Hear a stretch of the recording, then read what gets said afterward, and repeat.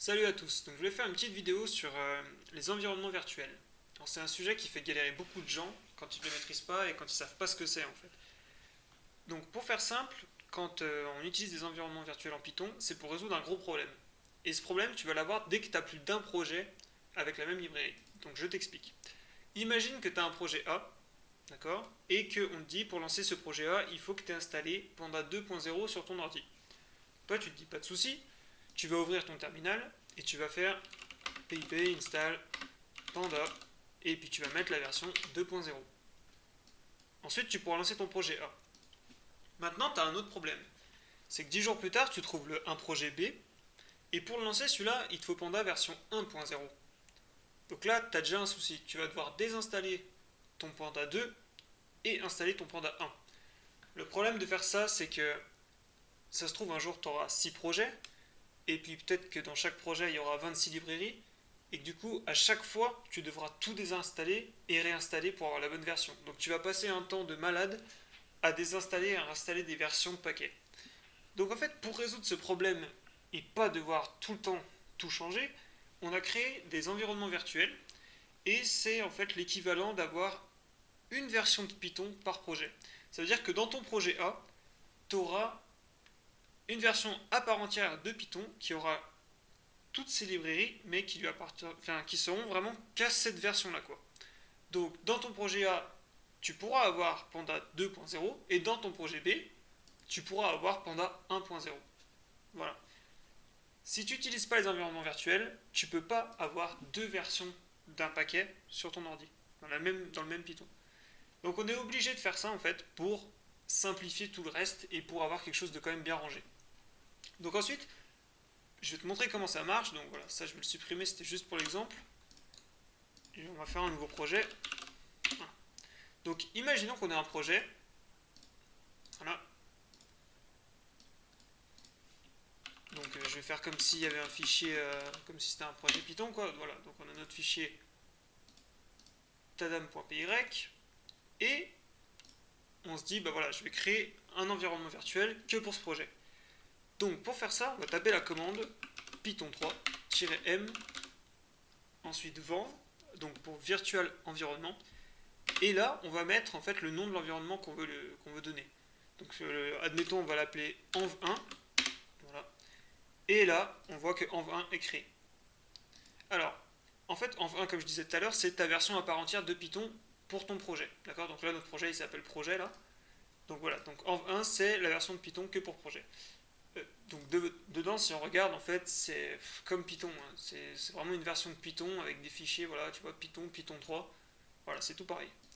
Et dedans, on a aussi, tu vois là, un dossier lib avec à l'intérieur tout, tu vois, site package.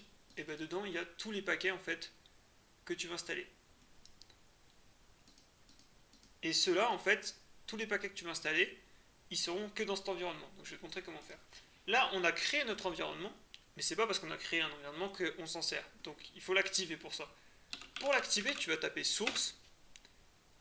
Ensuite, le nom de ton environnement. Donc là, c'est env1.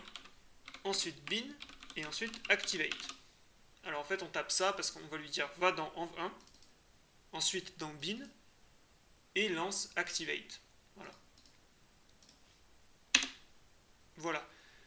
Maintenant, là, on voit qu'entre parenthèses, on a marqué env1. En fait, ça, c'est pour nous dire qu'on est dans l'environnement env1. Et du coup, tout ce qu'on va installer comme paquet, ça va s'installer que là-dedans. Donc si par exemple, on va installer un paquet qui s'appelle Panda, hop, voilà, il s'installe. Et donc maintenant, si on retourne dans les packages en fait de cet environnement, on voit que Panda là, hop, il vient d'apparaître. Donc on a bien installé Panda à l'intérieur de cet environnement virtuel. Voilà. Maintenant, il va falloir parfois sortir de cet environnement virtuel pour pouvoir en activer un autre. Imaginons qu'on veuille activer un deuxième environnement, il faut désactiver celui-là d'abord. Pour ça, c'est tout bête, on tape deactivate. Voilà. Là, on voit qu'il n'y a plus la parenthèse, Donc là, ça veut dire qu'en fait, on n'est plus dans l'environnement virtuel et on est de nouveau sur le Python traditionnel. Le Python en fait qu'il y a à l'intérieur de ta machine, quoi. Dans le Linux ou le Mac ou ce que tu veux. Maintenant, on va pouvoir aussi créer un autre environnement virtuel à côté, où il y aura d'autres versions si on veut tester des trucs, imaginons. Donc, encore une fois, je te remontre, Python 3-m, vend, et cet environnement-là, on va l'appeler env2 par exemple. Voilà. Donc là, j'ai créé un deuxième environnement virtuel. Après, tu as compris comment ça fonctionne maintenant. Source, env2, /bin/activate. Et là, tu vois que maintenant, on a entre parenthèses env2. Ça veut dire que là, je suis en train de modifier l'environnement virtuel 2. Donc du coup, si je fais pip install Stripe, par exemple, oups, install Stripe, voilà. Donc là, il nous dit que c'est bon. Si je vais ensuite dans les paquets en fait de mon environnement 2, je vois que là, il y a Stripe qui est apparu. D'accord. Et dans env1, par contre, il n'y a pas de Stripe. D'accord. Et il y a Panda. Parce qu'on l'a installé tout à l'heure. Donc voilà. En fait, tout ça pour te montrer que, tu vois, chaque environnement, il est vraiment cloisonné. Et du coup, ce que tu installes dans l'un, tu ne l'installes pas dans l'autre. Et ça te permet de garder chaque projet propre. Normalement, bon, là, pour la démonstration, j'ai mis 2 environnements virtuels dans le même projet. Mais en général, tu as un environnement virtuel dans chaque projet. Voilà.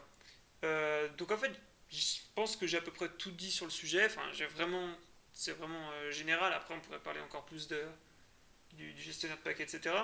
Et j'espère que je t'ai déjà éclairci certains points que tu pouvais avoir là-dessus, certaines questions.